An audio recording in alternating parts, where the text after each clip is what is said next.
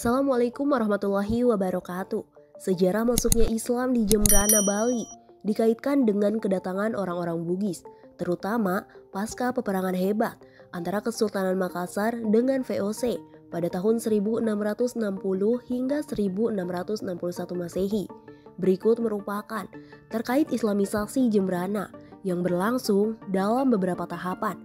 Periode pertama terjadi pasca terjadinya perjanjian Bongaya antara Kesultanan Makassar dan VOC pada tahun 1667 Masehi. Informasi ini didapat dari manuskrip kuno aksara Jawi milik Datuk Haji Sirat yang diungkapkan oleh Iwayan Reken. Dalam masuknya agama Islam di Jembrana, suku Bugis dinilai sebagai suku bangsa yang gemar berlayar. Bahkan, mereka telah mengembangkan kebudayaan maritim selama berabad-abad lamanya. Perahu-perahu layar mereka dari tipe penisi dan lambok telah mengarungi perairan Nusantara dan lebih jauh dari itu telah berlayar sampai ke Sri Lanka, Filipina untuk berdagang. Ungkap Iwayan Reken dalam buku Islam di Bali, Sejarah Masuknya Agama Islam ke Bali.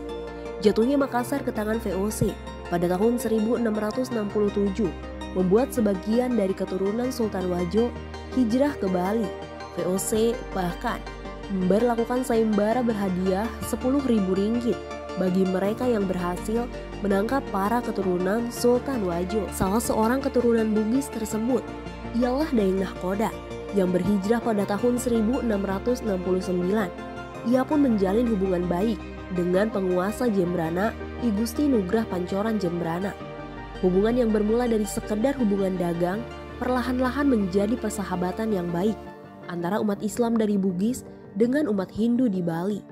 Bahkan, salah seorang keluarga dari I Gusti Ngurah Pancoran Jembrana akhirnya memeluk Islam. Pada tahap 2, Islamisasi Jembrana berlangsung pada masa kekuasaan Raja I Gusti Agung Ali Takmu yang bergelar Anak Agung Ngurah Jembrana. Orang-orang Muslim yang berasal dari Bugis tidak hanya memegang peranan penting dalam bidang ekonomi, mereka bahkan dipercaya sebagai pejabat pemerintahan di Jembrana.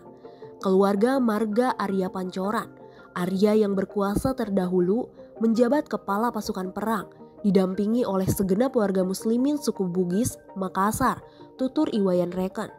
Kiprah para pedagang muslim asal Bugis juga membuat Pancoran, pelabuhan laut Jembrana makin dikenal. Pelayaran para pelaut Bugis yang tinggal di Jembrana bahkan telah sampai di Palembang. Aktivitas perdagangan para pelaut muslim asal Bugis membuat hasil-hasil pertanian Jembrana bisa dijual ke luar Bali.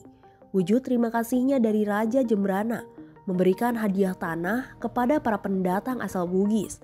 Raja dengan segala sukacita memberikan hak konsesi bermukim, mengingat betapa besar jasa mereka dalam menyalurkan hasil bumi berupa beras, kelapa, ternak, dan lain-lain. Jelas Iwayan Reken, para pelaut Bugis juga menyediakan segala kebutuhan pertanian rakyat Jembrana.